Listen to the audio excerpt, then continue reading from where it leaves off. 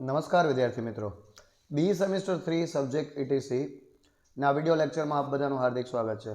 વિદ્યાર્થી મિત્રો, આ વિન્ટર 2022 નું ક્વેશ્ચન પેપરનું સોલ્યુશન છે. ક્વેશ્ચન નંબર 2C આપણે જોઈ રહ્યા છીએ. Your friend is learning to communicate. What tips will you recommend him or her to be a good at small talk? વિદ્યાર્થી મિત્રો, આ ક્વેશ્ચન તમને 3 માર્ક્સમાં પણ પૂછાઈ શકે, 4 માર્ક્સમાં પણ પૂછાય અને 7 માર્ક્સમાં પણ પૂછી શકાય છે. સ્મોલ ટોક માટે છે તમે તમારા ફ્રેન્ડને કઈ એવી બાબતો છે એ તમે સૂચવશો અથવા તો એમને સલાહ આપશો કે જેનાથી એનું કમ્યુનિકેશન છે એ સારું થઈ શકે.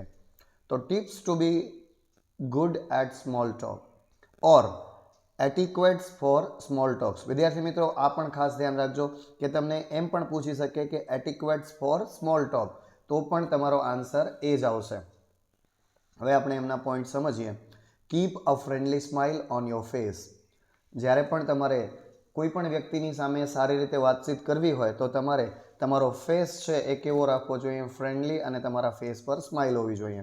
ઓફર અ વાર્મ ગ્રીટિંગ. એમની સાથે તમારે અભિવાદન કરવું જોઈએ, જેમ કે ગુડ મોર્નિંગ, ગુડ ઇવનિંગ, નમસ્કાર, આ રીતે. Identify an interesting topic to talk about.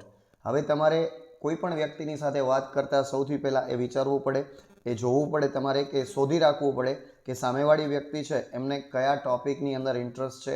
તો એ ટોપિકને તમારે ઇન્ટરેસ્ટિંગ બનાવી અને એની સાથે વાત કરવી પડે. બી N active listener.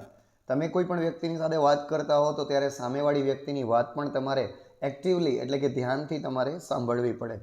Take care of your verbal and non verbal communication. તમારે એ બાબતોનું ધ્યાન રાખવું પડે, વર્બલ અને નોન વર્બલ કમ્યુનિકેશન. વર્બલ એટલે આપણે જેમની સાથે સીધી વાતચીત કરી શકીએ છીએ એવું કમ્યુનિકેશન, અને નોન વર્બલ એટલે કે જેમાં વાતચીત આપણે કરતા નથી પરંતુ શરીરના હાવભાવ સાથે, ચહેરાના હાવભાવથી આપણે વાતચીત કરતા હોઈએ છીએ, એનું પણ તમારે ધ્યાન રાખવું પડે. Focus on the person you are chatting with, not the phone. જે વ્યક્તિની સાથે તમે વાતચીત કરી રહ્યા છો, અહીંયા ચેટનો મતલબ છે, ચેટિંગ મતલબ વાતચીત કરવી, તો એ વ્યક્તિ સાથે એના પર જ તમારે ધ્યાન રાખવું પડે, ફોકસ એના પર જ તમારે કરવું પડે. આઈડેન્ટિફાઈ સમ કોમન ગ્રાઉન્ડ. તમારે કેટલાક એવા કોમન ગ્રાઉન્ડ એટલે કે અહીં તમને એ બાબતો બતાવી છે કે કેટલીક બાબતોનું તમારે ત્યાં ધ્યાન રાખવું પડે, સામાન્ય પરિસ્થિતિનું ધ્યાન રાખવું પડે. Introduce your self and others. તમારી સાથે કોઈ પણ વ્યક્તિઓ હોય, લોકો હોય, તો પહેલાં તો તમારે તમારો પરિચય આપવાનો અને તમારી સાથેના જે લોકો છે એમનો પણ પરિચય તમારે આપવો પડે. બી હ્યુમરસ. વાતચીત કરતાં કરતાં તમારે સિરિયસ ન થવું, એટલે કે ગંભીર ન થવું.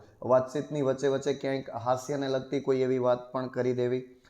Tech a graceful leave. અને જ્યારે તમે એ વ્યક્તિ સાથે વાતચીત પૂરી કરી અને તમે સ્થળ છોડો છો ત્યારે પણ સ્થળ છોડતી વખતે પણ તમારે એમની સાથે પૂરા હાવભાવ સાથે અને અભિવાદન કરી અને તમારે એ સ્થળ છોડવું. Avoid personal subjects. ક્યારે પણ આપણે કોઈ સામાન્ય લોકોની સામાન્ય વાતચીત કરતા હોઈએ ત્યારે તમારી વ્યક્તિગત કેટલાક જે વિષયો છે, વ્યક્તિગત બાબતો છે, એ બાબતોને તમારે અવગણના કરવાની, એ બાબતોને તમારે અવોઇડ કરવી. તો વિદ્યાર્થી મિત્રો, આ મેઇન પોઈન્ટ્સ છે. આ પોઈન્ટને તમે થોડા તમારી રીતે એક્સ્ટ્રા એડ કરી અને પણ તમે લખી શકો છો. એમાં 1 થી 2 લાઈન તમારે એડ કરી દેવાની, એટલે તમારો આન્સર આખો વ્યવસ્થિત બની જશે.